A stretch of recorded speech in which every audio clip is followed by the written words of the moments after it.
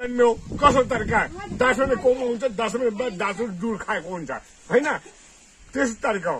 हो भने यहाँ सुन भाइ यस्तो हो नि त एउटा कुरो त भन्दाखेरि को म ताबा छस् तिमीले त भनेको आफ्नो मोटो आफ्नो त्यो नाता रिताको तामा भन्दा के फरक पर्दैन क्या अरे क्या अरे रे पनि म सक्दिनँ त्यो भन्नु खोजेको रे क्या रे भने कसरी पर्ने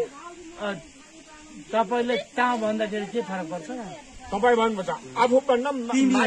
अझ तिमी आफू भन्दा माथिको चाहिँ तपाईँ भन्नुपर्छ होइन आफू तलको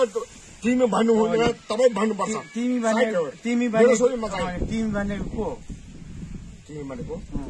तिमी भनेको आपी आइको निस्क्यो तिमी भन्नु हुँदैन पनि अहिलेको समयमा तिमी भनेको एउटा तिमी भनेको म तिमीले भनेको छु तिमी भनेको छु तिमीलाई तिमीले होइन तिमी भनेको के हो को मेरो भाइ हुन होइन मेरो गल्ती पनि त नि त्यसमा होइन मैले तिमीले त भन्दाखेरि के मैले गल्ती पो ता भन्नु हुँदैन क्या त भनेको त झन् नजिकको नाता हो नि त भनेको त लाताले हानिदिँदा पनि हुन्छ एक गाठे लाताले हान्छ जस्तो लाग्यो अनि त भनेको त्यही त नि शब्द त भनेको आफ्नो एउटा मुटुको मान्छेले मात्रै त भन्न सकिन्छ अन्तिम त्यो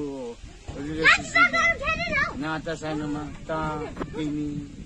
न्यो खाना देख्ने खाना नि र देख्ने खाना नि साङ्ने र